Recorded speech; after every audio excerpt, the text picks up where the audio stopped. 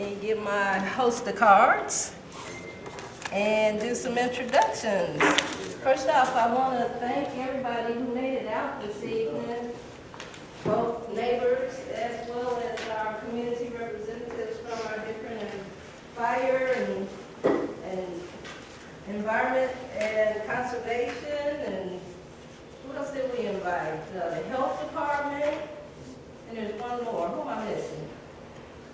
I didn't do an agenda today because I'm not really facilitating the meeting like I normally do, so I don't have an agenda to keep me on track. I need to go outside and pull my flyer so I can see who all we've invited.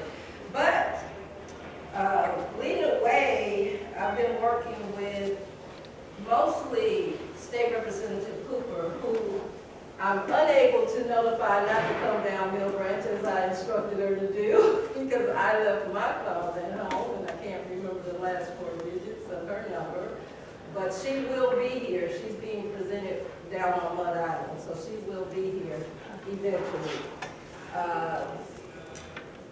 Thanks to Mrs. Cooper, she took what we were doing in the neighborhood a step further and basically contacted Dr. Atkins of Environment and Conservation about what we were trying to work against, which was definitely waste connections. We were definitely having some problems with the odors, the rodents, vermin, you name it, we were having problems with it. Can you pop that recorder on for me? It looks like it's recording. Oh, really? Yeah, there. The time is ticking. Well, I don't remember turning it on, but this is like my brain. It's faster than my body. So we had this thing started, and I did a lot of research, called a lot of your departments, definitely EPA and the health department, and started collecting data on previous violations from Waste Connections. And it's my understanding that we do not have any representatives from the company with us tonight. Is that correct? Is anybody here from Waste Connections? No, not to my knowledge either. So we've invited ourselves in, and we've been rejected. Now we've invited them to come out and help us to understand what they're doing in the community. And although they could be held up in traffic, there's nobody here yet. So anyway, this correspondence between Representative Cooper and Dr. Atkins brought us to this point. What we want to do is be good community neighbors, and what we're after is getting Waste Connections to be a good corporate neighbor, because they've expanded so that they're in our backyards. We have pictures showing commercial waste containers lining the fence at their property line. And of course, on the other side of that fence is somebody's property. So who wants to go outside and look at waste containers and things of this nature? We don't, and we got you guys here to help make sure we can get some kind of control over what's happening in our neighborhood. So, like I said, that's just a brief history. Mostly everybody here already knows why we're doing what we're doing. But let me just introduce some of our players here tonight to address our concerns. First off, in the back, we have Dr. Ronnie Atkins. He's with Environment and Conservation, and like I said, I've been working closely with him as well as these other gentlemen less frequently to get this whole thing going. And then the next person to come in was Chief Kurt Locke. And he's right here on the end, and next to him is Chief Joe Payne. And he's the fire battalion, fire marshal, and Chief Kurt is the Chief of Emergency Operations. Chief Kurt Locke. Okay, so we got 3 fire people at the table. We also have Marcus D. Smith. And Mr. Smith is the battalion chief. So we got 3 people that can help us understand, Mr. Burton, good evening, what's going on if an explosion takes off. So now starting here, let me find the right cards. Okay, yeah, it is. Assistant Manager of Pollution Control, Lawrence J. Smith. that is with the Shelby County Health Department. And we have Mr. Robert Rogers, he's a physical engineer, is that right, PE? A technical manager with pollution control, and Mr. Rogers was the person I contacted at EPA.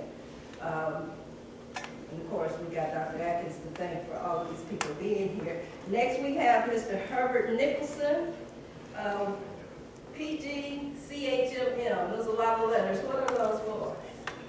Certified Hazardous Materials Management. We need you here. Thank you for coming. Yes. Even though they tell us it's not hazardous waste, Mr. Martin, we think it's hazardous. It smells horrible, whatever it is. And Mr. Nicholson, Herb Nicholson, he's with the State of Tennessee Department of Environment and Conservation as well. And let me see, I think that's it. So what I'd like to do is, again, thank you all for taking time out of your schedules to be a part of your neighborhood and get the ball rolling with Dr. Atkins, because this is his show tonight. I'm just here to assist. Thank you, sir. All right, thank you, Dr. Nelson, and thank you all for being here. So again, my name is Dr. Renee Atkins. I'm the External Affairs Director for the Tennessee Department of Environment and Conservation, our Memphis field office. Our office is located in the Wilkes Mall in Bartlett, Tennessee. And so what I want to do today, this evening, is just give you a brief overview of TDEC, what we do in the office. And I know a big topic of discussion is the transfer station, the waste connections. And so we'll touch on that. Herb is going to help me when we get to that point. And then next, we'll have the health department give their a brief discussion on what they do and how they might address complaints that come up at Waste Connections and things like that. And if there might be someone from the city of Memphis here, I'm not sure. I know traffic is bad. If they don't, Robert will turn it over to the fire department, or they have something, some information they want to get out as well. So that will be the general flow of things. So at any moment, time you have questions, just feel free to stop me and ask questions. And good to see you, Ms. Holmes. I don't want that loud. All right. All right, so TDEC, our mission, just so you all know, we exist to enhance the quality of life for the citizens of Tennessee and to be good stewards of our natural environment. We safeguard the health and safety of Tennesseans for environmental hazards, protect and improve air quality, water, and land, and we also manage the Tennessee State Park system. And we have two in our region, the T.O. Fuller State Park and also Mean Shelby State Park. And I really encourage you all, if you haven't been to T.O. Fuller recently, they've done a lot of really neat upgrades, and it's a really fantastic park, and we're getting ready to do another big project there. We're going to collect about 30,000 tires from around the city, and we're going to turn those tires into a trail. And the old golf course there at T.O. Fuller, we're going to remove that concrete along the walking trail there and put down a pavement made out of recycled tires from Memphis, from the community. And so we're excited about that kind of project. It's a way to help clean up our neighborhood, and we might be, we'll likely be in the Whitehaven neighborhood as we collect those tires as well. So a big part of our release is that there's some synergy between economics and environmental concerns, and we want to be cognizant of both, being protective of our environmental health and also being able to be a stimulus for economic growth. Pollution prevention practices, not only do we have a permitting structure, but we also encourage best practices that there might be things outside of what we can regulate that businesses can do to improve the environment that they're operating in. And then we're committed to protecting youth, the citizens, and supporting also our regulated community as well. Okay. So I won't get into all this, but basically we have various different programs. We're essentially the EPA for the state in a way. We regulate what the EPA promulgates to us as a state agency, And I'll get into our programs, but we also have several grants and loans that are available to our communities, and I like to work with nonprofits and other groups to help access these grants that we have. A lot of them are cleanup grants and litter grants, and we also work with our sister agencies, TDOT. They have several grants that are really nice, things like that. So we hope to be a good steward of these funds, and also work with the community to put them back into the community. Again, we have 56 state parks, 85 state natural areas. We also manage the natural areas too, so like the Lucius Birch Natural Area at Shelby Farms. There are a few others too, another area. So this is where we are. We have 8 field offices. My region covers Shelby, Tipton, and Fayette County, and part of Hardeman, and there will be some others, but we're generally in the southwest part of the state. Okay, so in our field office, we have 6, 7 different divisions.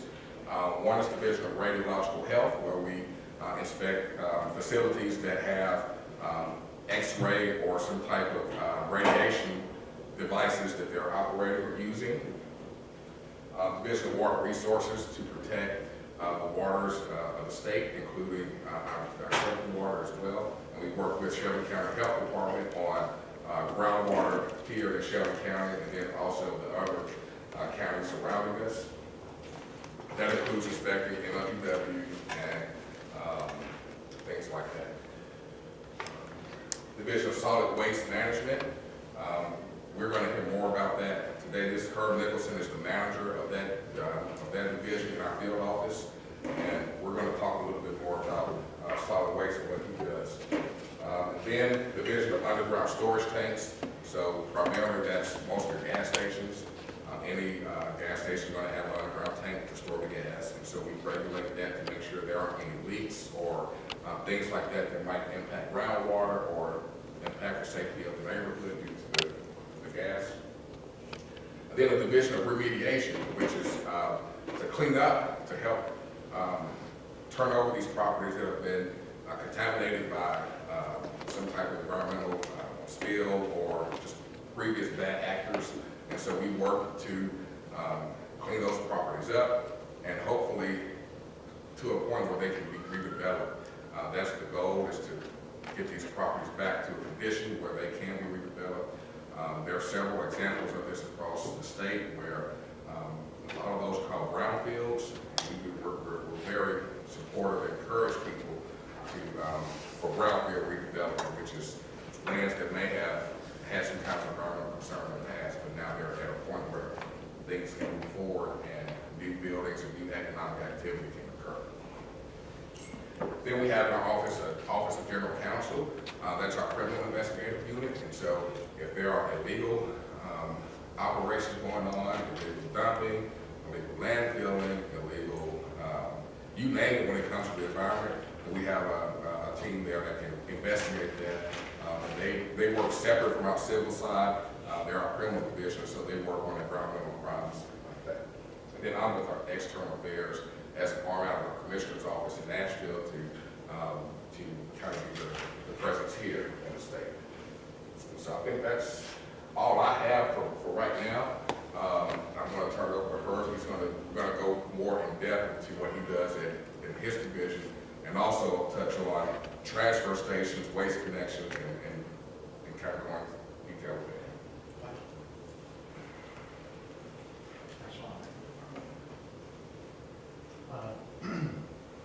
As Ronnie said, I'm a manager of the Division of Solid Waste Management in our Memphis field office. And what we do there is we regulate both the solid waste program and the hazardous waste program.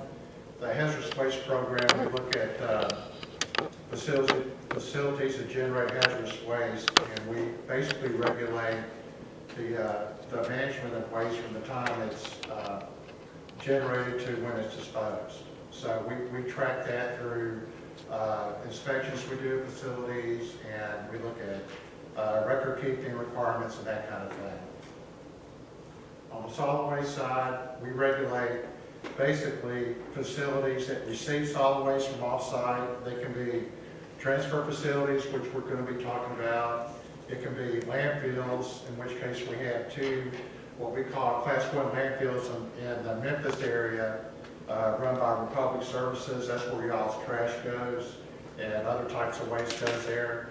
Then we have other landfills that will receive what we call construction demolition waste and landscaping and land clearing waste and shredded tires, that kind of thing. So with that, I want to start out here. Since Waste Connections, which is really the main topic of our discussion tonight, since they're what we call a transfer station, which is one of the types of facilities we regulate, I wanted to go into what exactly is a transfer station. And I know some of you may know this, but others may not.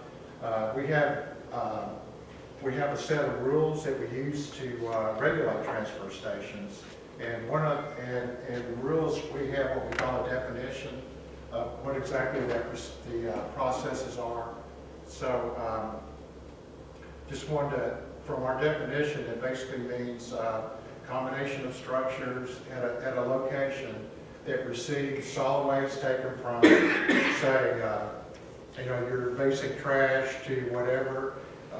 Maybe your receptacle there gets picked up, and that trash goes not directly to a landfill at this time, but to a location called a transfer station where it gets unloaded. And then after a period of time, bigger trucks come in, they pick up the waste, they take it to a landfill for disposal, or maybe someplace for recycling. This is like a diagram that kind of explains the process. This could be like your trash bin at home, and try to pick it up, or it could be a dumpster in maybe a commercial business or whatever. They'll pick up the trash in that dumpster. They'll take it to this structure right here. This is basically your transfer station. They'll dump it out there, and then a truck will come back in, usually a lot larger size truck such as that, and they'll load it up to the very brim, as much as they can put in there. And then they'll take it usually to Republic's landfill in North Memphis or South Memphis for disposal. Or it could go to somewhere else for some type of recycling operation. It might go from waste to energy or something like that. Now this isn't Waste Connections location or site, but this is a typical transfer facility operation. And basically that's all it is, okay? You have this structure back here where basically a truck will back up on that ramp, and then they'll open up the back and dump all this stuff out. And the stuff will be dumped out, whether it's like bags of waste or just waste itself, it'll be dumped out on that floor. And after a period of time, it'll accumulate to a point where it's starting to look like this. And later on, you get to a point where it's like this, okay? So they have to bring in some heavy equipment to basically load it and put it into a truck that's going to go to a landfill. So it's a messy operation. You can see what the waste looks like. Sometimes during stormy or windy conditions, some of this waste could be affected by wind and could scatter out on the site. And if that does happen, they are required to pick up all loose litter before the day ends. So each day, depending on the weather conditions, if there's litter that gets blown to different parts of the site, or even maybe to the fence, and maybe even some of them might cross the fence, they are required to pick up litter every day at the end of the day. Now, why do we regulate these type of facilities, these transfer stations? And this is where all these other guys come into play. To minimize the propagation of harborage, traction of flies, rodents, other disease vectors, potential for explosions or uncontrolled fires, potential for release of solid waste, constituents into the environment may get away due to the wind or whatever, may wash some of the waste maybe past the facility boundaries, or there could be cracks in the pavement on the facility, maybe some rainwater mixed with waste might leak down into those cracks or something into the soil. And potential for harm to the public through unauthorized, uncontrolled access. Now, these facilities have a fence around them. They have some kind of barrier around them. Not anybody can just walk on the property. Now, this is where we come into play, TDAC, because these things are highly regulated by us. And in order for a facility to operate this kind of, you know, we're bringing in waste from all over the place, dumping it out, sorting it, whatever.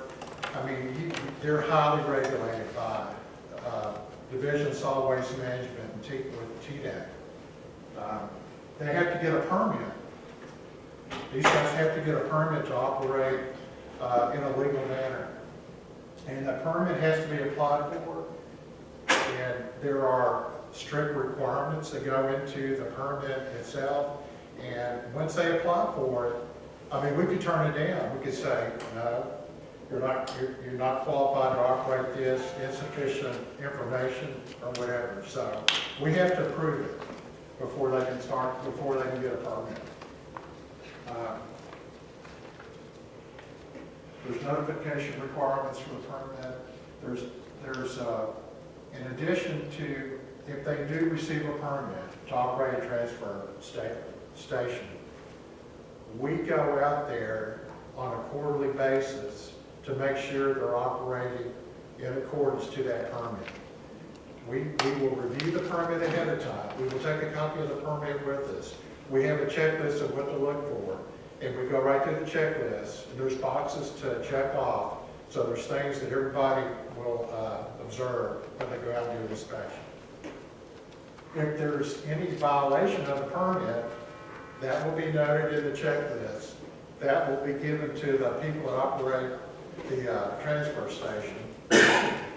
They will be given a certain period of time to correct it if it's a major violation. If they don't correct it within a certain period of time, we can take them to enforcement in Nashville. It can even get to a point where where they might receive a penalty, some kind of monetary penalty for non-compliance.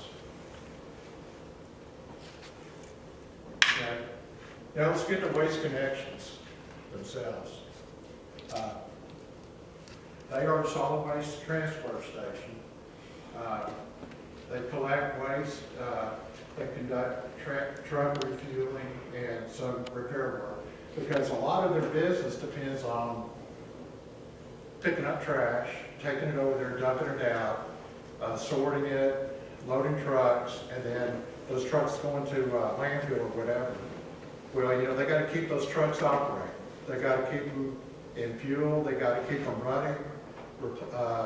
Automotive repairs and stuff going on there too. So they have basically a truck maintenance shop with their transfer station. They're regulated under permit 79-1022. If they do not comply with those permit conditions, they get a violation. One other thing very important with this permit that you have, they cannot receive hazardous waste. If they receive hazardous waste, we'll come after them as hard as we can, because that's definitely something that they are not permitted to receive, handle, or whatever. We have other regulated facilities in the Memphis area that's permitted to handle hazardous waste. Now these guys, being a solid waste transfer station, in no way can they handle hazardous waste. They are not allowed to. Okay, the facility is located 621 East Brooks Road. They've been operating at the facility since 1999. Here is a site layout. This is a satellite image. The site is actually right here, in that blue square. And then let's take a look at this. This is some of the property that they've recently acquired. And we're going to focus on this property next. Okay, this property acquisition actually took place in 2014 when Waste Connections bought this property that's right next to them. the property borders the west side of the facility, and also some residential areas down a little bit farther south of the transfer station. According to Waste Connections, and we've had open talks with them the last several weeks, they plan on this new property they purchased, they plan to construct a new administration building on that property and also a new truck maintenance shop. And for right now, that's all we know they're going to be doing on that new property they bought. So I'm going to kind of summarize everything for y'all on this. That the Waste Connections transfer station located at that address, they have an active permit, TRF 79-1022. We regulate them by the conditions in that permit. And solid waste inspectors from our office go out there on a quarterly basis, and we look to make sure they're operating in accordance with those permit conditions. The public, anybody who wants to, can get a copy of any of our violation reports or whatever, our inspection reports by that address there. The planned development on the adjacent property, like I said, is new administration building, truck maintenance shop. Sir, we got a question. Herb, question. I'm sorry, what? On the transfer stations, do we receive waste from other parts of the state at those transfer stations? I mean, I don't know exactly who the customers are, but I think it's probably mostly in this area. But it can be all kind, I'm not sure. It could, but it wouldn't be that big a geographic area because it wouldn't be cost effective to transport, the distance. Well, I've always been told that the city of Nashville transports a lot of their products to the city of Memphis. And I don't know if that's why I'm asking. Okay, I'm not sure on that. Yes, sir. Yes, sir. I'd like to ask you, has a survey been conducted on Waste Connection to determine if there's a possibility that those chemicals can get into the water supply of the people that live in our subdivision? I haven't heard of any complaints about that or anything. I just know that the types of waste that they receive is pretty much solid waste, and it's the type of waste that they would be allowed to receive in their permit. That's really about all I know on that front. I haven't heard of any complaints or I haven't heard that subject come up. Well, Your question there. But why does it smell so bad over there? The odor sometimes is you can't go outside. I hate to say it, but it's trash. But then that's not good for us. I know, and they need to, when the waste is delivered to them, as long as they're processing it in accordance with our permit, there's not a whole lot we can do. We can just go out there and make sure they're in compliance. If there's an odor issue, and if it's really bad, you can also contact these folks up here. That's not doing any good because we do have odor over here real bad sometimes, but nothing is being done. Well, what the solid waste folks from our office can do, if we receive a complaint, we'll go out there and look at it. It'll probably be referred to the air folks downtown too, but we'll look at it. If there's any kind of if there's spillage or whatever, like maybe some of this trash is a liquid and spills on the ground or whatever, we will talk with our water folks and make sure they're aware of that, because that would go into their jurisdiction to where they could force them to have that cleaned up, okay? Because they have a permitting they have a permit that can address that. That's not in our jurisdiction. But what seems to happen All of these things are happening all the time, and by the time we get to the group to do something about it, they clean that up. Just like you can go up and down Brooks Road. There's trash that is left in that big bin up there. There's trash in there basically every day. Okay, well, if there's litter that it's not been cleaned up at the end of the day, that would cause a problem that's in their permit to prevent, when we go out there and we see that, we can make sure that gets cleaned up. If it's litter that maybe drifts down the road or something, becomes a litter problem, maybe away from the site, but perhaps it came from the site, maybe that's where it came from. That's a litter problem, and maybe somebody else, that would be their jurisdiction. Maybe the city of Memphis. They could respond to that or so. Mr. Davis might be able to comment on that. Tell me this, when you say trash, Hey, how are you? when you say trash, what do you mean, garbage? I'm talking, I mean, when I see trash, I'm just garbage. Like in people's houses and stuff, because who knows, what goes in. And then when all that stuff goes to a transfer station, they dump it out. I don't know if you're here, I'll show you. No, I'm sorry. Good evening, everybody. I'll show you how messy it can look. Yeah. Can we do something about not allowing these companies to come into neighborhoods where homes are? We have another vast van out around outside. Is that something to be done about that? If we have anything on Tennessee Forward attitude to prevent companies from coming into neighborhoods sideways, I think as long as they apply for permits and as they long go as, anywhere, they go to. I think as long as everything's, in compliance Has with. a law to stop that? I don't know of any right now. I mean, I'm speaking from solid waste and the stuff that we receive. We follow our procedure, which is regulations.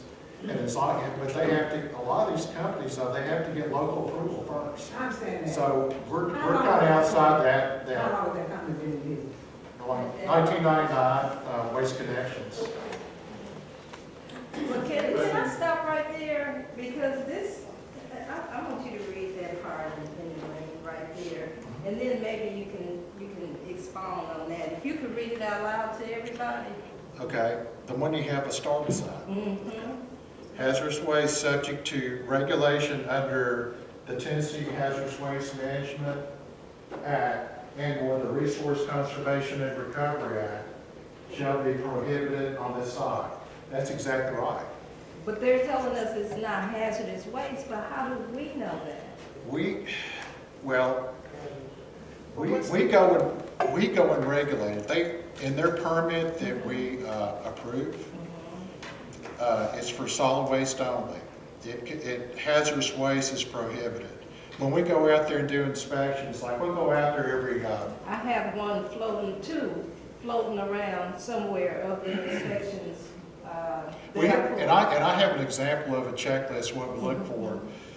The inspectors will they'll look at the waste. They'll look at what's been processed at the time, and they're experienced folks. Our guys are like 27 years experience, 28, 29 years experience. They know, I mean, they've been doing this for years. And So they haven't come up on any hazardous waste today. not as far as I'm aware of. Now we're talking about Waste Connections, right? They've operated there since 1999. Right, that's the deal. Not that I'm aware of, and they've gone out there, they've inspected them ever since they started, and they fill out inspection forms, they have a checklist.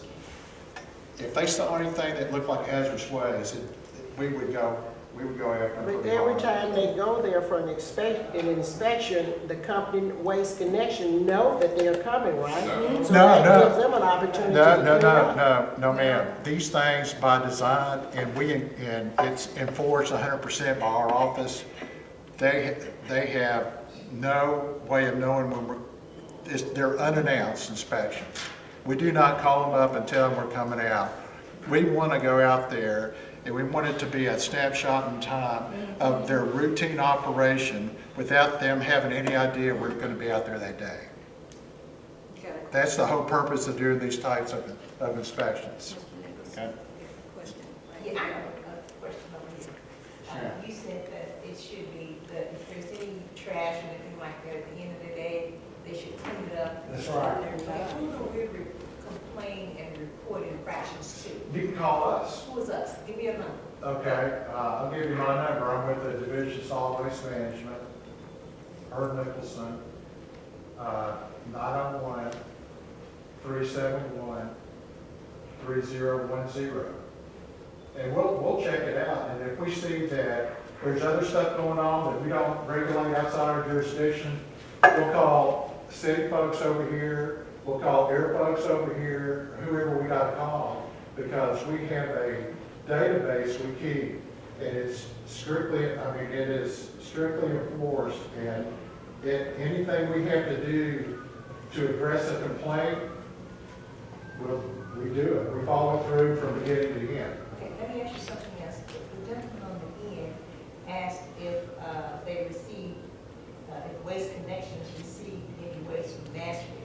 You said you didn't know. I don't really know. So here's my question.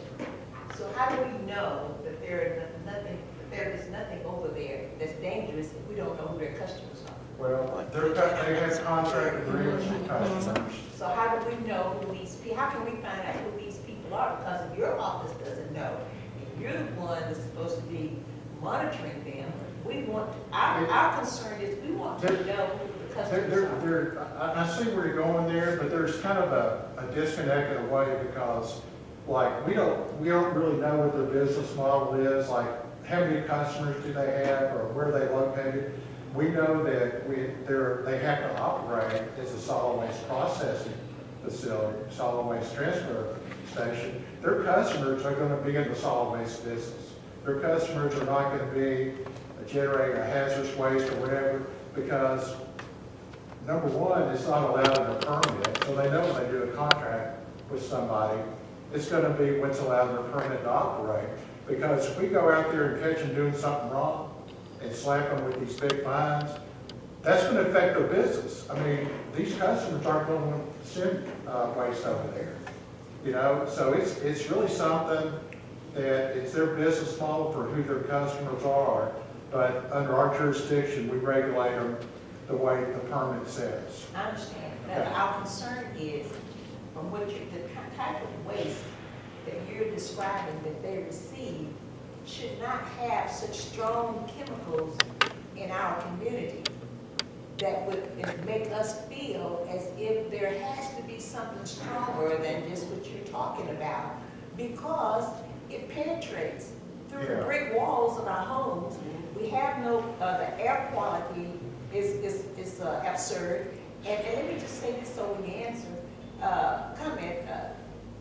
With the picture you showed over there on Brooks Road, that big opening that they have, when they leave, that thing is exposed, just like you see it now, only it's filled with all of this non-hazardous impression you're giving us.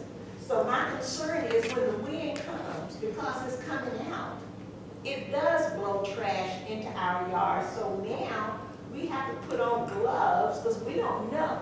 And it's all over. So now we're out of more money to get our yards cleaned up. And I just want to know if there's not something that they can do to keep that closed in instead of being exposed, because it's overnight, over the weekend, and there's trash all out in front of their place. And that's something that they're supposed to pick, like I say, pick up trash at the end of each day. There's a fence around it so that trash would, maybe not quite go through but depending on the weather conditions, at times it's probably just going to happen, And when that happens, it gets on the sidewalks or whatever, litter, and maybe the city can come in and help out with cleaning that up or whatever. I mean, it's not going to happen all the time, but it's probably going to happen. What about the closure part? Can they not have something where they can have a door or something that comes down over that opening to prevent? Because we know it happens. I mean, we just need to have a number and have someone come out at the end of each day. At the end of each day, from that point back down to Graves and down to, that other street down there. It's just Tulane. trash, huh? Tulane. Tulane, it's just trash out there. Yeah. So we wanna know if they can put a closure on that opening. Okay, and that's a good point, and that might come under the heading of a best management practice. Maybe we could talk to them about that. The way these, permits are written, it's not as detailed to include something like that, but that would come under best management practice, and we could talk to them about maybe coming up with something like that. Mr. That's a real Nicholson, good suggestion. Okay. Mr. Nicholson, it also is, no other solid waste will be stored on the property overnight. That's what this deed says. That's right. So we're talking about they're storing stuff overnight, and I think we don't know if they're doing hazardous waste because they're not checking everything piece by piece that comes in. It's not going to be hazardous waste. I mean, it's going to be garbage, waste that you pick up at, everybody's homes and that kind of stuff. And then it's going to be maybe some other types of waste, but their permit specifically says the kind they can generate. or kind they Construction, can receive. industrial, But and now- residential. But now, as far, I don't think that they would take, at least the people that we regulate, I've never seen in one of these type of facilities, a weird chemical or something that's outside being a normal solid waste, it might be a hazardous waste. I've never seen it. Why do they consider themselves a hot zone? The what? Hot zone. Hot zone. A sign hot over zone. there. You are What's now that? entering a hot zone. No phones, no cell phones, no smoking. Maybe all I can say about that, and I don't really know the answer to it, but if it's in their main processing area or something like that, that's all I can say. And they will not allow us to come on site for a site visit. We want to know what's going on in our backyards. This gentleman has a Because they're question. getting closer to our homes over there. And I know the geography is, y'all are real close. They are Everybody in is the real close. backyards now over there. And trying to expand. And they picked up that property, they want to build another administration building over there and another Truck truck repair. maintenance shop, because again, their trucks, keeping those maintained, as the city of Memphis know, is key to keeping the operation going.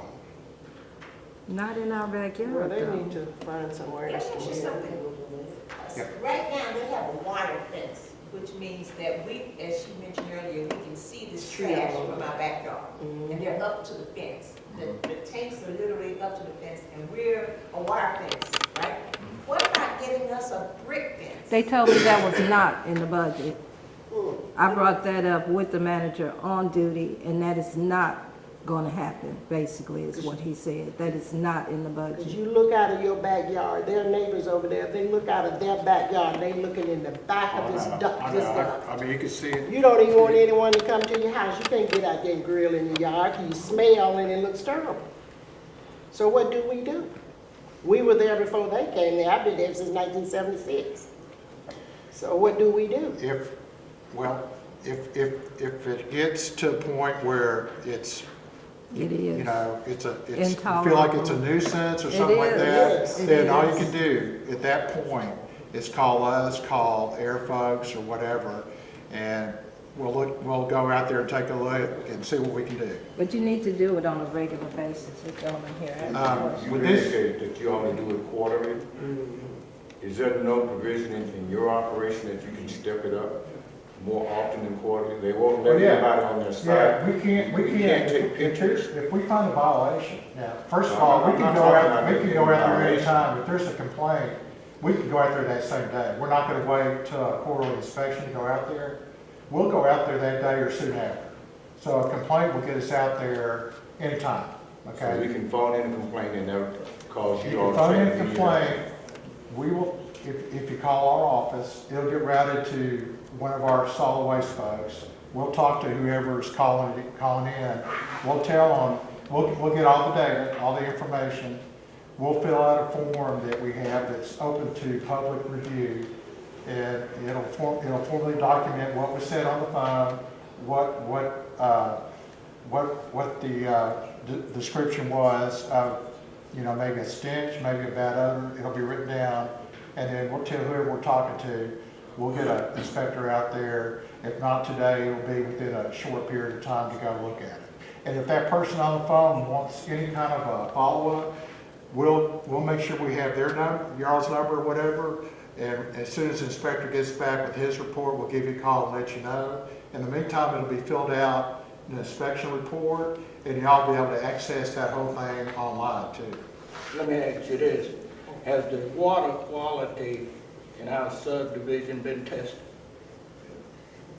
Talking about drinking water out of the Yeah. faucet, that would be more of an MLGW type probably request or something to have that tested. If you're worried about your drinking water in your kitchen or whatever, Yeah. that would be up to, I would go through like MLGW and see, because they could probably do that. It'll cost some money though, but they could probably do it. Cost some money for whom?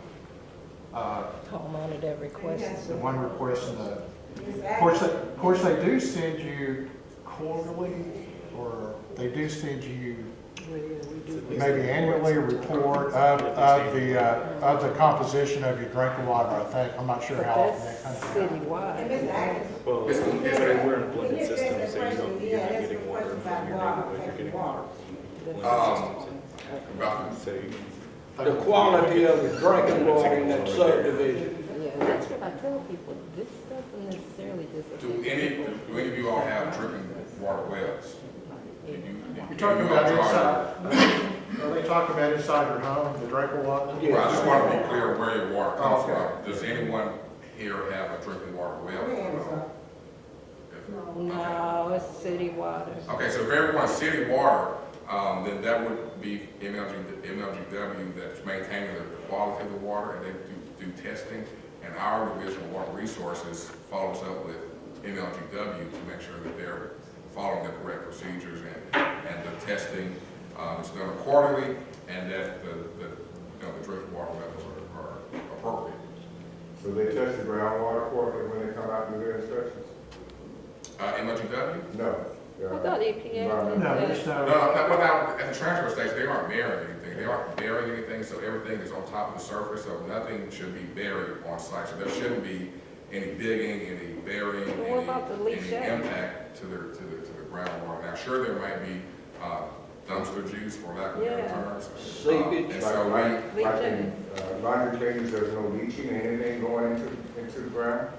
now, and in your household hazards, your household garbage, you're gonna have Leakage. household chemicals there.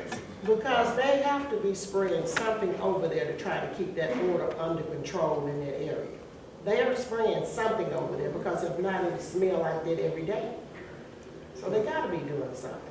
Now, I want you to know, we want to, do the best we can to help with this. So best management practices, those are things that we can discuss with the company in terms of, we know this isn't regulated, but we've got a community that's in your backyard. Can we be better neighbors? And so those are discussions that I think we'll be having. That's what we need. But just let me ask you this, and I'll ask the panel and everybody this. Would you want that type of facility in your backyard? Mm-mm. Nobody would, nobody does. And so, quite naturally, the residents of this community do not want it in their backyard. So it seems like that they're being forced on something that's really not that conducive to their neighborhood. And the value of that facility, I'm sure, is bringing down the property value in Yes. the neighborhood. And then it's getting worse. Like I say, I've been over there since 1976.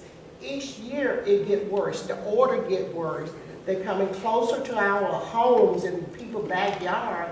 They're setting their different dumpsters and stuff closer to the people's property over there. So we're complaining because it's getting worse.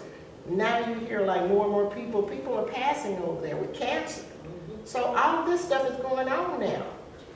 So that's why we're so concerned. And we do have a health department here that can better address some of the odor issues. I want to make sure we have time for them to explain how when they get an odor complaint, how they would go about inspecting it and what they might do at a facility, like waste connection. I've been here ever since, been there since '74. I know some of you guys have been there since '76.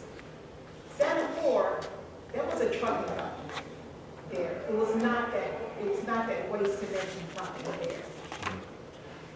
Down the years, or whenever Waste Connection bought that property. Okay? Waste Connections is the truck stop. Yeah. They're operating, they're still trucks. So they are one and the It's same. not a truck stop, it is a waste plant or whatever that is. They're doing That is business not what as. we want in that neighborhood. Yeah. We do not want that in our neighborhood. It needs to go. That's my question. Is bringing down property values, the situation is not gonna get better. We always want to put a Band-Aid on it to say, well, you know, they are operating in Guidelines. Guidelines. guidelines. We want the waste connection gone. How do we, file a lawsuit? That's what we need to do. That's what needs to be To done. get rid of it. Out of that Because neighborhood. it doesn't need to be there. You are messing around with too many neighborhoods around there. I mean, that smell goes everywhere. You can't even drive down Brooks Road sometimes. It is horrendous. It is horrible. You can't drive down that street. And then they keep the doors open where you can see all the waste that they're putting there inside that place. And you can smell it. I live on Brevard Drive. Brevard Drive is getting the bulk of that smell, that horrendous smell from that place. You're not gonna be able to sell your property because nobody wants to buy it, you know. Who wants to buy property? Ms. Owens, did you have a question before I get to the health department? I would hear from you. Okay. Let's hear from them. This is Bob Rogers and Larry Smith with the health department. They regulate our air and can address how they manage the air from the older complaints. Before he says anything, there have been too many of our neighbors who have died of cancer around there. And I think that is the reason why they're dying. Children and grown-ups are dying in their neighborhood, and I think it has everything to do with waste connection. I'm afraid I can't answer that directly. I am Bob Rogers, a manager of pollution control in the health department. Apologies, my bureau administrator wanted to be here. She sustained an injury today under environmental health services. She has environmental sanitation, which most people think of as restaurant inspections. Vector control, which can come into play here. Mostly people think of that as rat harborage and mosquito control. And then there's us. I would like to say, Dr. Atkins over here used to work in our department. Our boss is the state's gain. We really miss him a lot. He could answer all of these questions. In Shelby County, we are air pollution control. What's your name? Bob Rogers. And I've got a business card, I'll leave some out here. We have a groundwater protection program, so if someone did have a well here, it would have come through us. Most of the air pollution control is actually commercial and industrial regulation. Everything from dry cleaners all the way up to the refinery and the power plant. We do that regulation through permits and inspections. It sounds a little odd for me to say the permits that we issue are permits to pollute, but they are permits to pollute under the rules and regulations. We get our authority from the state of Tennessee through EPA. Most of that regulation also is what's called criteria air pollutants. Those are businesses that are doing things on a regular basis. Generally, you think of things that have smokestacks and what have you. There's also a list of hazardous air pollutants. Those are regulated through very specific identified sources. Now, having said all of that, the city of Memphis does have an odor regulation. We take complaints regularly. I was looking, we've been to this location, I'm going to say 10 times in the last 4 or 5 years. Sometimes by the time we get there, there is no problem. Intermittent odor rules are very, very difficult for us to enforce on. I'm probably going to hate saying this, but when you have an odor, you can call in to the Mayor's Action Center. That will start showing up. It usually comes to us. We're also going to be working with Dr. Atkins and his group. Any conversations you have with this company, please include us in on it. Once again, odors are very hard to enforce on, but with enough pressure, sometimes we can get some things done. And I'm sorry, someone did have a question? Yeah, I did. When I last spoke with you, you sent a crew out in August. Have you been out since then? And I'd like to make note that that report is now circulating the room. They admitted to an odor in the air. Is that not a violation? Isn't that something that's worth something? Your very guys who are experienced went out, notified in that report that there was a slight odor in the air. Right, right. And that's where regulation of odors gets very difficult. With our regular industrial regulation, we can go out to smokestacks and do testing. You're allowed to emit pounds per hour of something.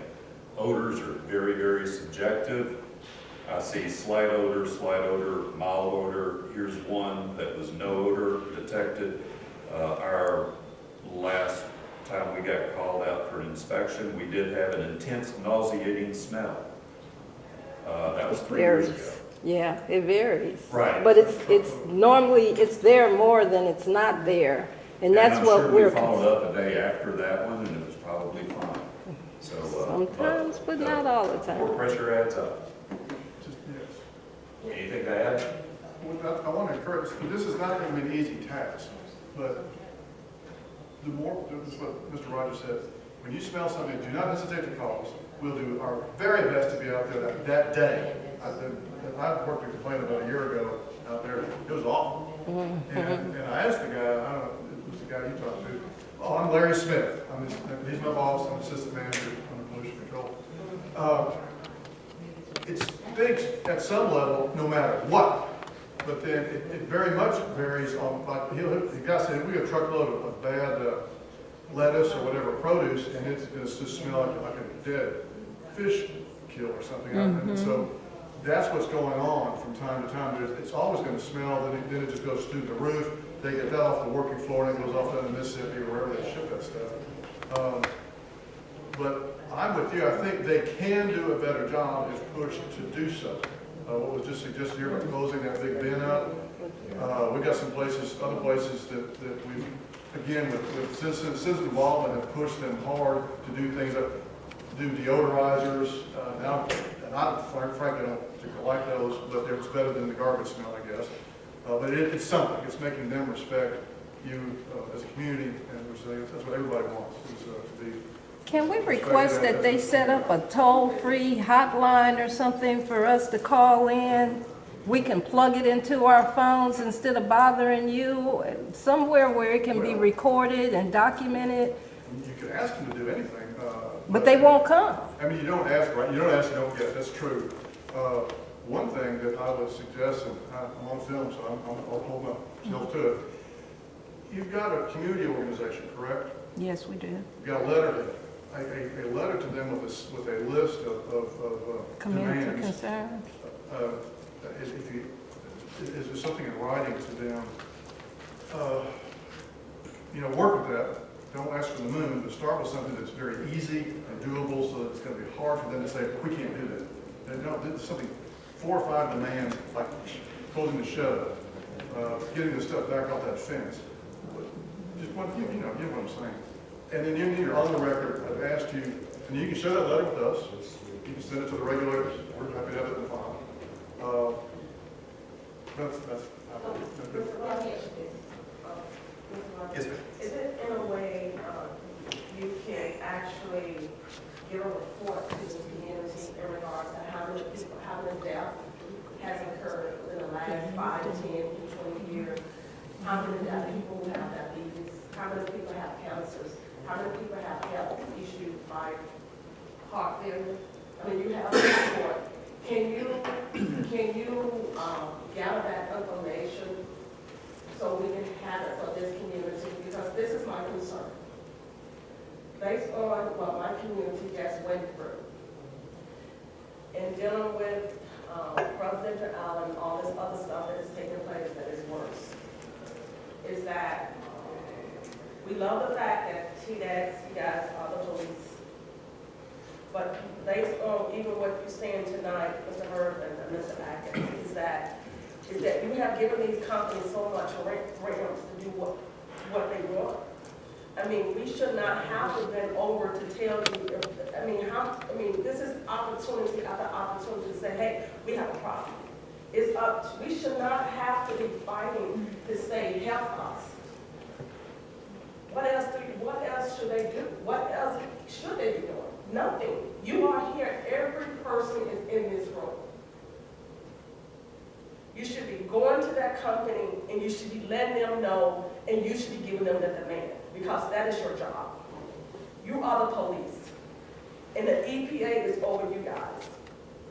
We should not have to continue to be in our community going through what we're going through and no one cares. Just like you just stated, put it in writing. This young lady is very thorough. She's very faithful. She is very organized. What else do they need to do? That we got a Because garbage if this was in your dump. backyard, you would not have it. You know that. So we shouldn't be begging no one. We are human beings. That's how you look at this. Let's fix it. People die. You know what I have been through. When they buried 100 drums in the ground, lit, probably came from this community. You already know. And we was able to give that permit to them. That's so unfair to people who, when you know and you catch people doing wrong, you guys are actually continuing to allow them and you award them. And most of these companies are not even domestic. They foreign companies over here. That's the bad part. We love our people and we love our community. People are, blight is not just blight here just because people are leaving. People are dying from these chemical and contamination. We can fix this. And it starts with our leaders. It starts with our leaders. We can educate our people. That's what we are trying to do. The only thing we want to do is to educate our people. We want to get them engaged. Look how many people here right now. People are engaged. This is a fight that they've been fighting for a while. So now we need to elevate based on what's going on. We need your help, sir. We need your help, Dr. Atkins. These positions and titles that you have to represent. Ms. Cooper, everybody, we have to represent. You got a lot of power, Ms. Cooper. A lot of power. Let me just say this. I have a position. You elected me to do it. But you have power. Yes. That's what power comes. Because if I say something and I don't have your support, nothing is going to be done. Amen. Now, I don't know how these solid waste companies are coming into these communities. When you notify, when you pay attention, or they call. And sometimes, I don't even know. There's one in the district that I represent.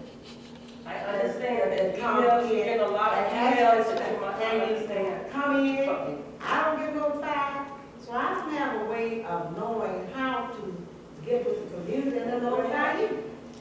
We'll reach out. So those things happen. You have some good questions here tonight, and I would just like to suggest, think about the health department, and the fire department, and the state department. You might see it back there. We got promoted up into environment. I'm with the city now.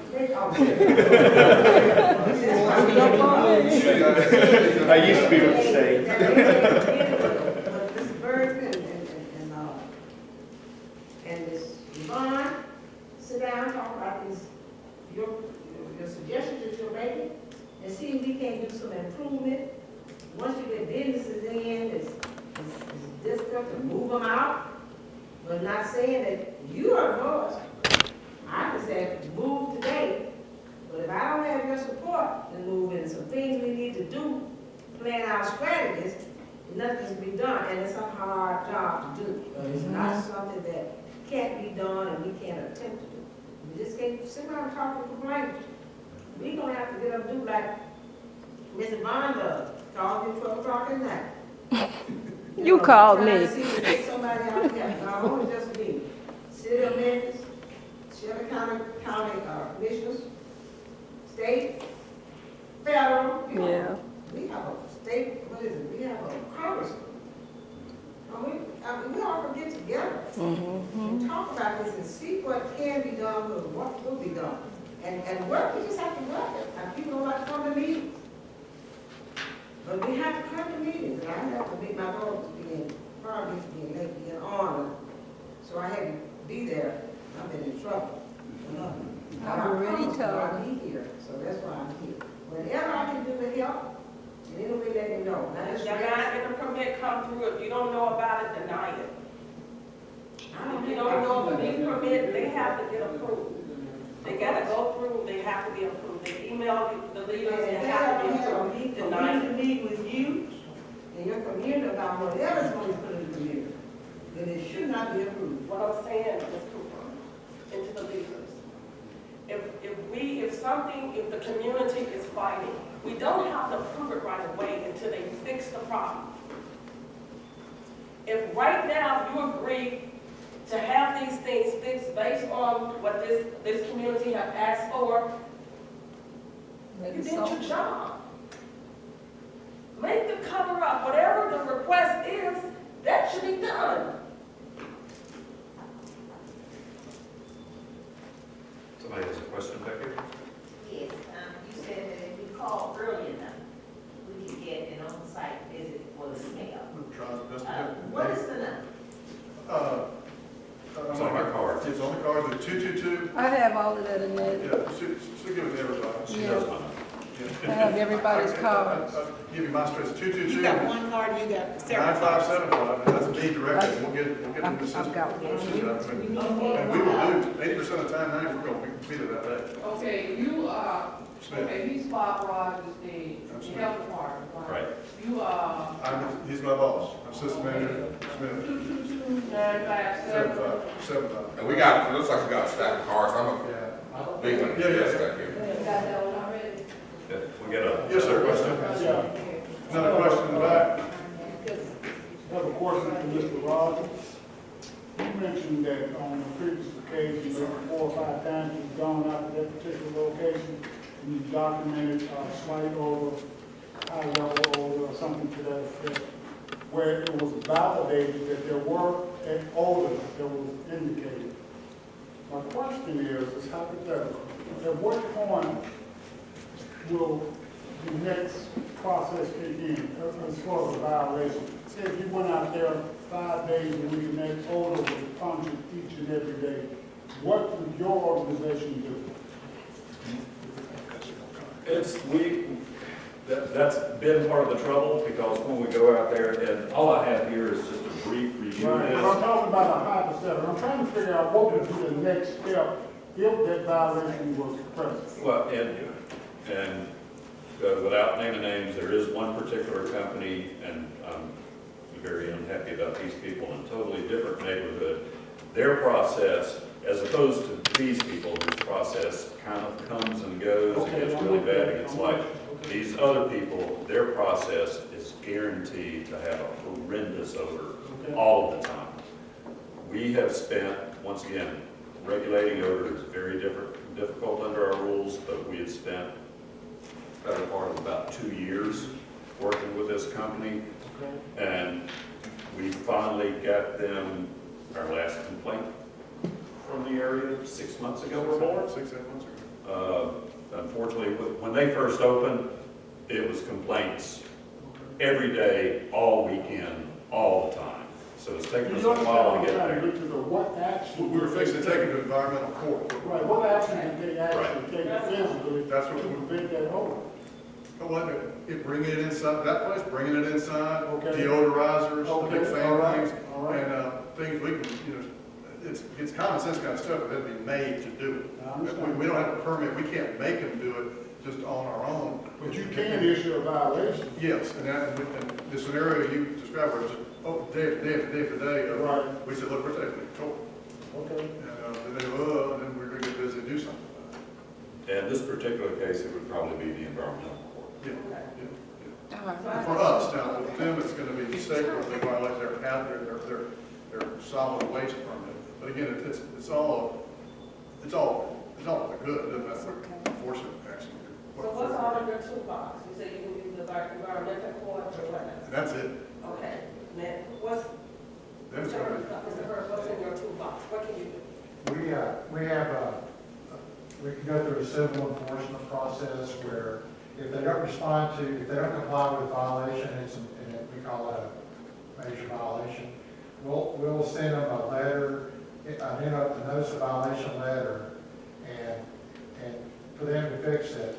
But if it's truly, if they don't fix it, or if the violation's outrageous or whatever, we will, we'll take them to an enforcement case in Nashville. We'll have a show cause meeting with our enforcement section, and whoever's representing the facility will be there, and they'll have an opportunity to tell us, what happened, why it happened, that kind of thing. And then at the end of that meeting, if we still consider that a major issue, then we will send them an order, and it will actually spell out the violations, and it will also probably have a monetary penalty associated with it. And then we will follow that up later on after all that's said and done to make sure they fixed everything. And there's also follow-up on that paying the penalty. And that's under the state's solid waste rules, which does not include odor. It says odor this way. And then you get a copy of that permit and see what all things they gotta do to violate that, put it that way. Stinks bad enough, come us and just like this. We've got teeth, we've got clear teeth in the matter, something the state does. If they're doing something really wrong that violates the permit, we've got a procedure in place for those kind of people, okay? Let me ask you a We question. follow it every time. Let me ask you a question. Would a reference from Shelby County Department coming to the State Department get quicker action than it would be if one of us sent it to the state? Should be about the same. No, it'd be the same. Whoever gives us the information, it's a complaint, whether it comes from you or it comes from the health department. It's a Their complaint. complaints backed up with reports. Mine's just, it smells. Right. They got the documentation. Sometimes that's all they get, we might get from them is that, hey, we got a smell, or that might be what we give them, hey, we got a smell. Just And share it, the information, it doesn't matter where, because right, and it starts no matter where it comes Once from. we go, and then we'll look and we have. I'm sorry, go ahead. Got a question? I just want to ask a question back to the health department. Is there such a thing as air rights? We're in our homes. I heard over the Judge Judy, and she said there was no such thing as I wish, when it comes to the 6 criteria air pollutants, there are. But we're not talking about those 6 things that we have very specific rules and regulations on. Odor is there's even a whole long process to go through to determine if it's an objectionable odor. We're lucky we got that ordinance on the books. A lot of cities don't have it. Only city of Memphis has it. It All they doesn't got is exist in ours. Shelby County. We got it. I'm gonna give you a copy. Thank you. So with the pollution in the air, which would be against our health, and we're complaining that the air is polluted because we smell it, we know it's there, and we can't bottle it and give it to you. So we want to know then, since this is connected to our health, and even the animals around in our neighborhood, and we're all subjected to this, then what do you do to secure our health? There's got to be something that can be done that can keep us healthy when we're breathing this. Once again, our normal regulation is the 6 criteria air pollutants, and there's a list of hazardous air pollutants, but those are very industry specific. That's what we do regularly on a day-to-day basis. We've got 500 permits around town. We do not write permits on odors because there's nothing measurable or any equipment that we have that can measure hazards in something that smells bad. Like the level of carbon monoxide in the house. Everybody's got a CO monitor in the house. We know what levels of that is, they're harmful, you got a meter for it, it's gonna go off. Smell is just, we all know it stinks, for the most part. But, and just like this is a battle of volume of complaints. My most recent odor complaint we had to investigate was Hattie B's. Someone Yeah, was it's got full on convinced, that. couldn't stand the odor of frying chicken. Oh, Not kidding, yeah, that's just. And it got stirred up kind of big before they There's finally a part of decided it it was okay.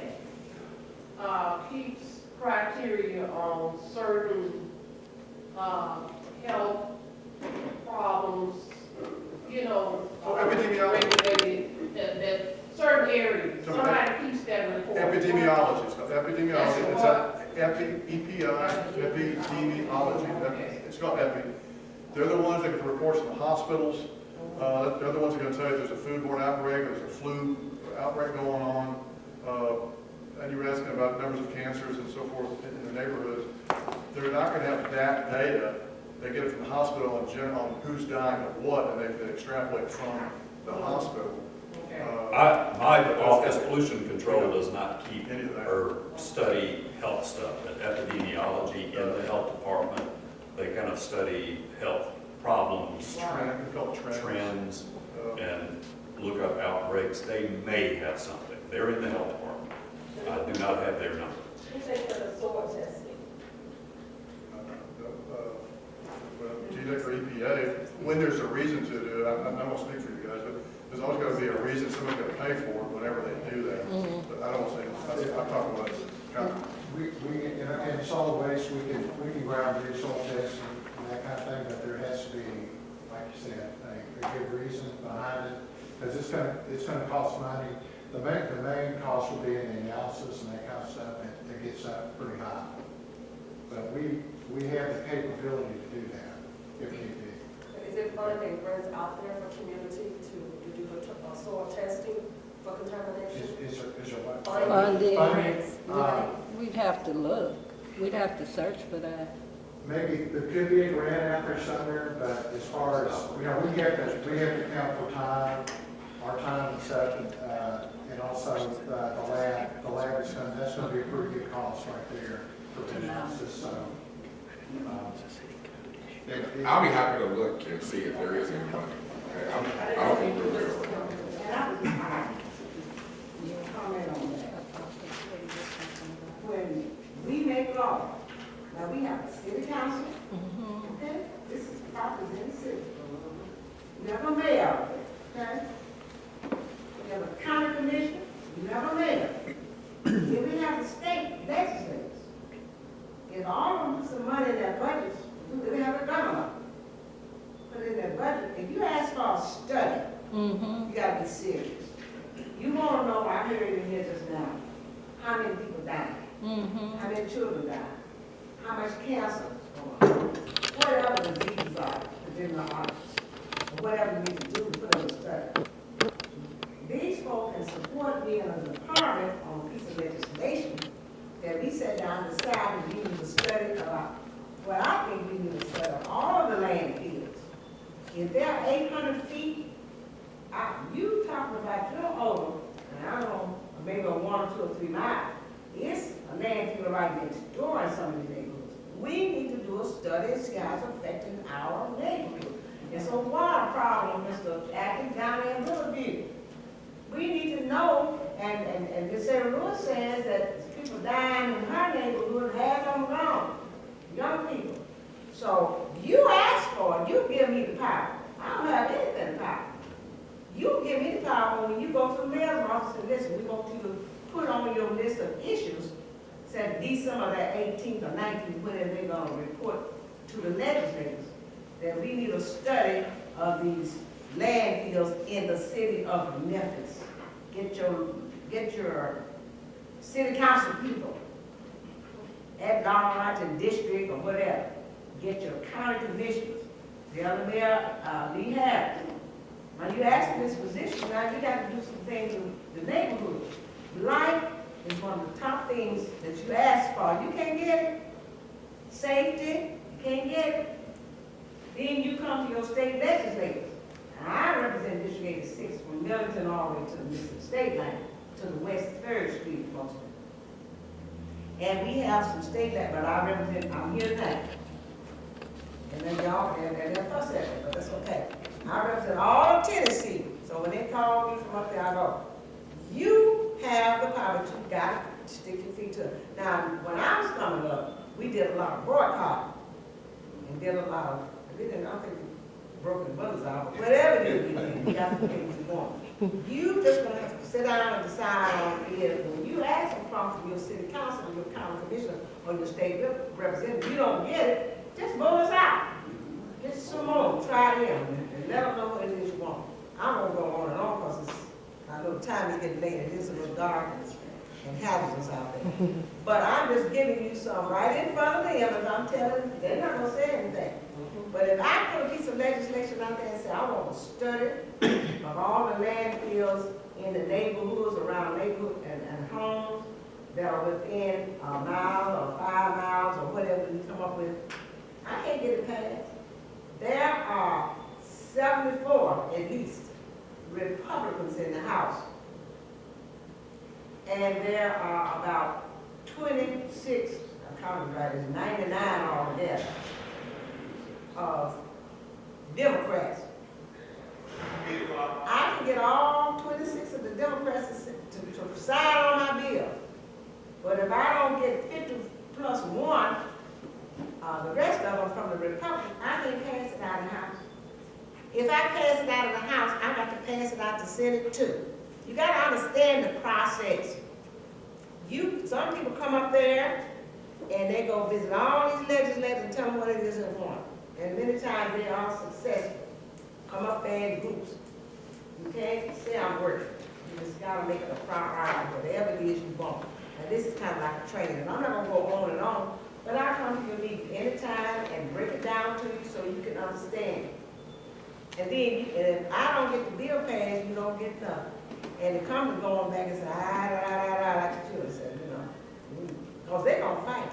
They have money to put on with lobbyists to fight the bill that I'm putting out there for you. So that gives you a little nutshell, bird's eye on what happens with the process of passing legislation. And if I don't have your support and keep the fire under the feet, and it may take some people, well, 10 or 15 years to get something passed. Yes, sir. It's worth noting that you're here and our representatives are not. You're constantly here and they're not. We know That's that. why I was re-elected, about 80% of the vote and all. With regards to the study that she's referred to, there should be something done to at least approach trying to get such a study done. We seem to overlook the fact that we got, I don't know how many state-sponsored institutions of higher learning where these people are in school learning and teaching the subjects that they're talking about getting paid for, and they're waiting for somebody to ask them to do a study. We need to tap into that. Maybe a University of Right. State, Lamar, They've got interns and they've got all these students who want a degree in these different fields who would jump over a barrel to get out here and do these studies. If somebody of higher power told them that this is, this is a good thing to have happen and that it works for them with regards to them getting their degree. Good idea. Get the president of the University of Memphis. They don't have the type of program. And Steve Corn, our congressman Steve Corn. Your There legislative. are other institutions, Was that not just the University of Memphis. University of Tennessee got University of Tennessee. Yeah, it's a land grant college.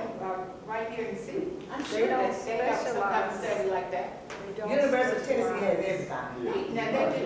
Okay. I So got, all I we got got to do two is kids that work there. get to ask Governor Powell, and he elected him.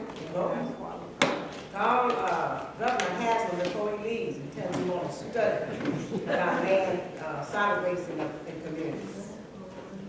All right, I know we're getting late on time, and we have the fire department here, and I want to make sure we don't want to. Yeah. So let's hear from them. They've been patiently waiting. I'm sure they did some y'all do what y'all are. So we take a lot of weight. I want to know, can I get your support for a study, a piece of legislation that I put in, help you get a craft? You got Legal mine, office. because I done already started looking. Okay. I was thinking that Dr. Atkinson I could do. Yes, and we get the fire department to sign on to it, tell you, you have a meeting, the mayor, what's his name, Mayor? Strickland. Mayor Lee Harris, okay, and get your, chairman of the Democratic office and the chairman of, Representative Guy. And, it's Mark now, it's gone. Get that Shelby down there, I think Sarah Harris is the assistant Shelby County delegation chair right now because chair died. Okay, get her, and we're gonna meet on the 19th, I said this today, but I gotta make sure she changed it. At Pink Palace, about from 9 o'clock to 2 or 3 in the afternoon. You can bring your request, Miss Yvonne, Yes, ma'am. to that meeting and request that you would like to have a study, sort of, however you word it. Okay. With people, make sure you word it. And listen, we get the state environment conservation department to support a study. I make them say that right here in front of you now, okay? Mm-hmm. I'll present the piece of legislation, introduce it in the environment conservation committee. Is that something we could work on, at least have something we can leave without talking? Yeah. Okay? Okay. We get that study and find out who died and who's sick and all of the other things and how much is the smell, what level of smell and the garbage and whatever it is we want in that piece of legislation that be drawn up. And by all of you being here, Mr. Atkins, I'll put that on you. Yes, ma'am. Get to the attorney so you'll know what needs to go into that study, into that request. Let me see it. We can give it to Mr. Vaughn and Mr. Nuremberg and all, let you look at that piece of legislation we get ready to introduce. I can tell you what day that I'm going to be introducing to the committee. You can go come up there and help me. I can ask permission from the chair and let you speak. That kind of thing. I'm going to stop now, Ms. Atkins. I want to hear from the fire department because, you know, my husband was one first, but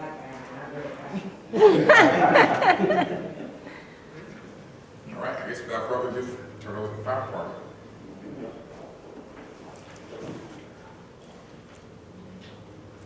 Good evening, everyone. Good evening. I'm Joe Payne. I'm the Chief Fire Marshal. I am over the fire prevention bureau. That's where your husband was, right? He's a fire. We're one of our working. Okay. Well, I'm the umbrella of fire prevention. We have code enforcement, public education, and investigations. As it relates to this particular facility, code enforcement was applied. When I was notified that this meeting was going to be held, I sent an inspector out to inspect the facility for code compliance. He found no fire code violations there, none whatsoever. I saw someone inquired about the hot zone sign. I saw that, and I was concerned about that. I was told that the reason that sign was there was for everyone who was driving, who enters that area, to be alert. If they were on mobile phones, they were to get off of those phones and to not be distracted in any way. I was told that was why that sign was out there, because I was very concerned about that. Hot zone. But as far as the fire code is concerned, we have no issues there. What if it blows up? What are we to do? Pardon? What if it blows up? We We want to know what their plan is. What's their strategy if something like that were to happen? What are we as neighbors supposed to do? We'll respond to it, but as far as we're concerned, we don't feel there are any chemicals there. We're definitely concerned about the smell, and I really understand it, and I do. I live in White Haven myself, so yes, I understand. I live in the 38116 area. Did you let them know that you were coming? Did they know you were coming when you went there to inspect it? Because they could have. No. When I found out, the day I found out, that's when I sent the inspector. They did not. They did not know. I sent the inspector out the same day that I was notified. Right. Well, I thought we were going to get some kind of a plan in hand for their emergency situations. That's what I was looking for from the fire department. What does the neighborhood need to know? They're saying they're a hot zone. We know what the written definition of that is, and it has nothing to do with put your cell phone down and pay attention. It's put your cell phone down because it may blow up, is what it reads. And we want to know why they call themselves a hot zone. That was what we were told.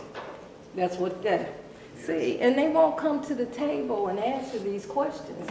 And the neighborhood truly has a problem with that. They're doing what they're doing behind closed doors. They're not corporate neighbors to us.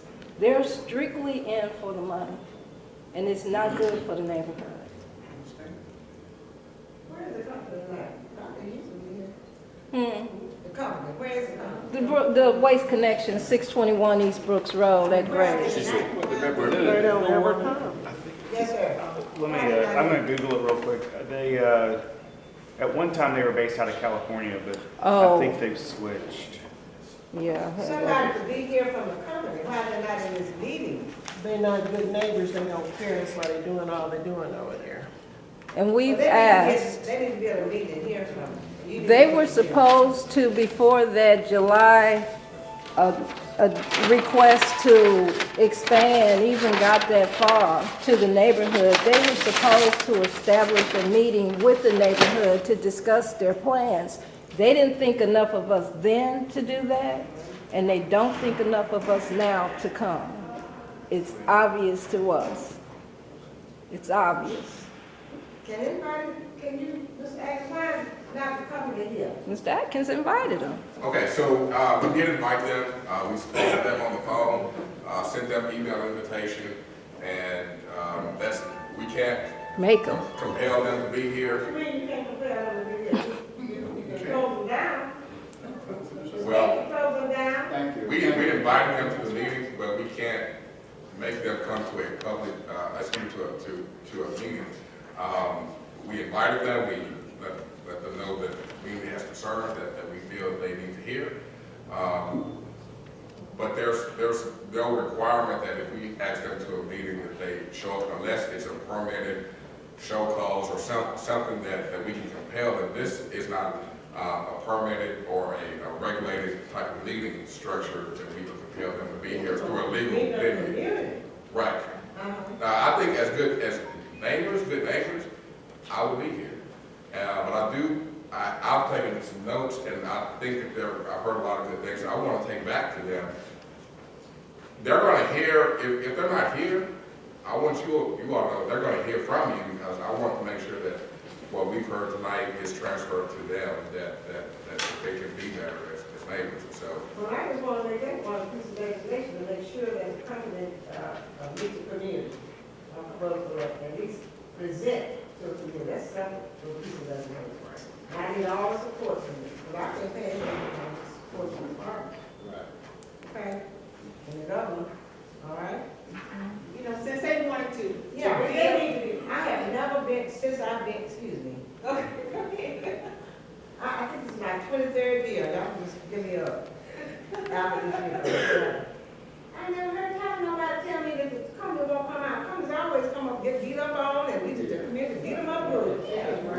See, a lot of times they have a permit that they're trying to work through, that they have to have that process, they have to have that meeting. Yeah. But they already got it. They are in the middle of a permit to require them, Yeah. to require them to be here. Well, we need to pass a law for everybody, put them on those across Tennessee. I mean, since they want to build on it, and building on costs money.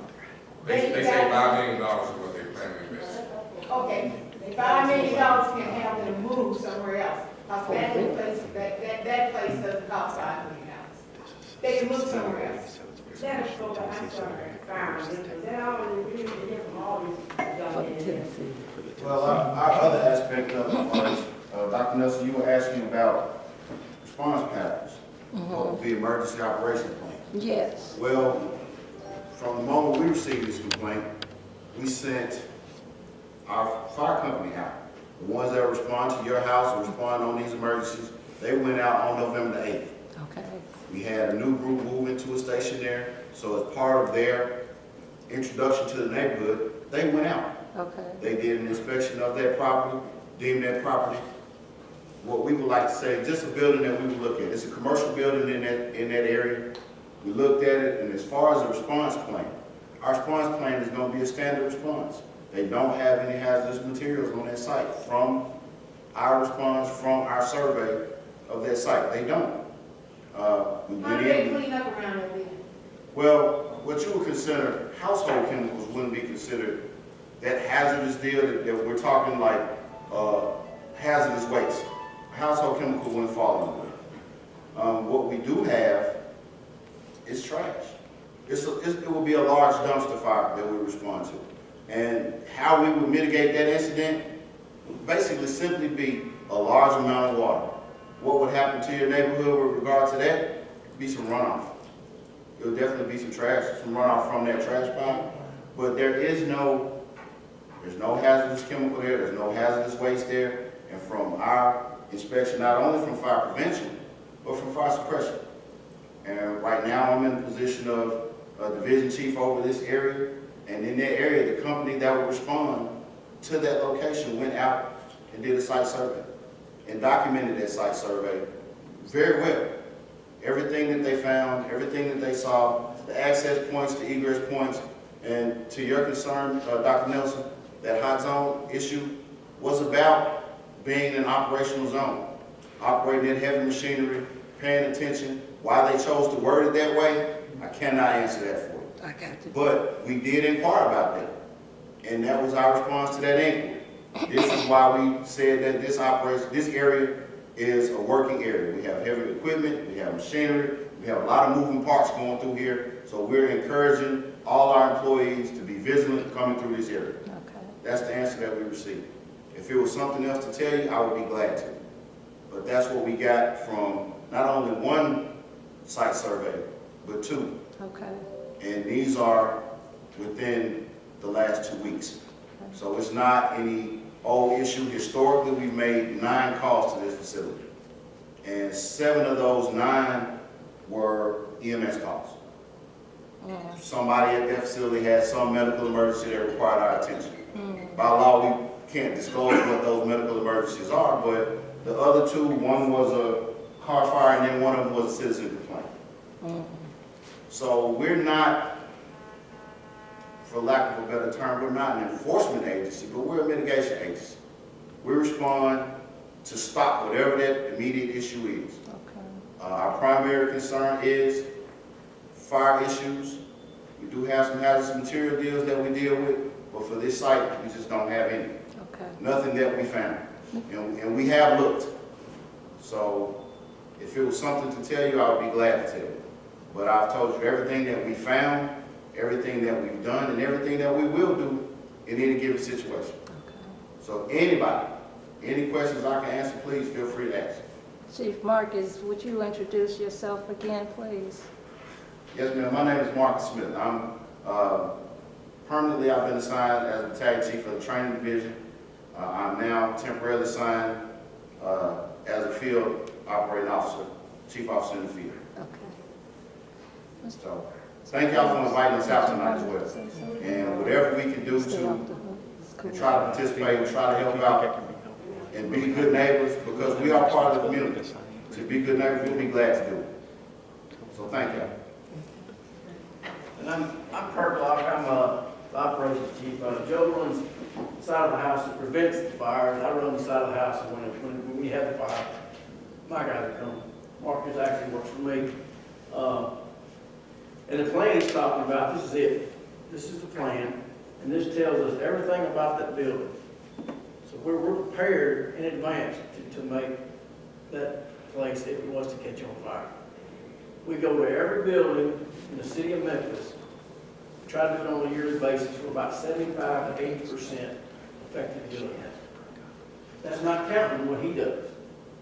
This is what we call what we do a site survey, because we're not qualified inspectors. He has the qualified inspectors. He has the enforcement side of the house. So he goes in there and can write citations and things. But just an example of this, we have drawings of the whole facility. We have pictures of the facility. And all this stuff is stored on the fire equipment.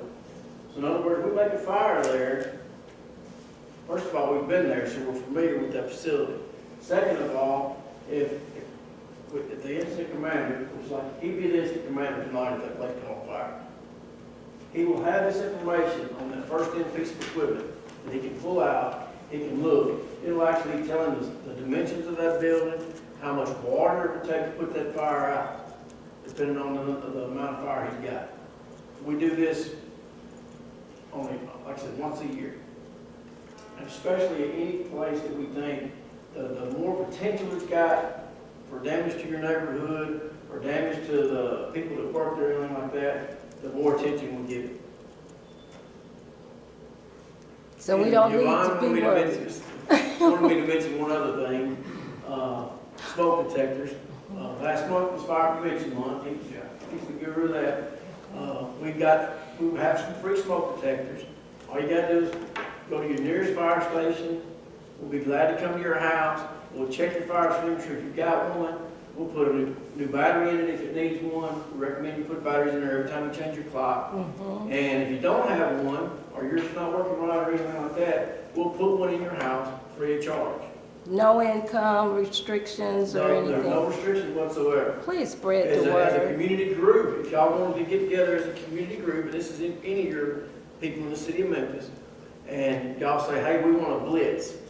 So 3 or 4 times a year, we work with the Red Cross, and we'll blitz the neighborhood. We'll come in there, we may hang 800 to 1,000 smoke detectors in a day. Because, I mean, smoke detectors save lives. And there's no doubt about it. Every day, we've had 2 good fires today, and we had a gas leak right here that y'all had to drive around. We've had a busy day. We've had a busy, ma'am? What is that? Carbon dioxide detectors. That's not part of what we do. What's that? It comes up through your floor or whatever. I can't think of the name. Radar? Radio. But it's not a concern in this area. We don't have any kind of detector for that. We typically do not have that problem that this is in Tennessee. East Tennessee is different, but there's almost no radon. Because you know, my thing is, like the airport, they put it And on. another thing about the facility y'all talking about, we have 3 hazardous material companies in the city of Memphis. One of them is located almost right down the street from that facility. So if you did have a hazard issue, there's no hazardous material stored there other than they got 2 diesel tanks where they fill up their trucks. They've got a 1,000-gallon fuel tank and a 250 fuel tank. That's the only hazardous material of any kind we found there. If you did have some kind of hazardous material leak, you got a station that has a rescue truck that does hazardous material mitigation on Ellis Square. You've got one in Fraser, and you've got one in Cordova. So we've got 3 strategically placed around the city. If you get one, you're going to get 2. That's just the way it works. Because you got one right in your neighborhood almost, and it's on Ellis Square. Yes, ma'am. We got Valero is. We got stations all around Valero, and Valero has their own fire department that is very, very well trained. They actually take our firefighters, our hazardous material guys, and they send them to Texas A&M once a year, free of charge. They have their own fire department. I do not. Well, what'll happen on that though is if they have a fire, they're the first that's they're gonna try to mitigate it, but they're gonna call us, we're coming. So then we have, limited, equipment things, we pretty much got. The city of Memphis is very fortunate that y'all have a very, what I like to call the Cadillac Fire Department. We've got 57 stations, you've got 21 truck companies, you've got 3 hazardous material companies we call rescue companies that do all kinds of technical rescue. You've got over, right at 1,700 firefighters that work for the city of Memphis, commissioned firefighters.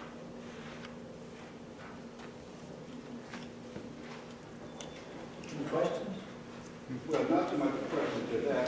I guess what I'm hearing and I'm taking away from this, that regardless as to all the testing and all the things that's been done, you're saying, not so much you, sir, but the county is saying that the smell, just bear with it. Basically, that's what they're saying, the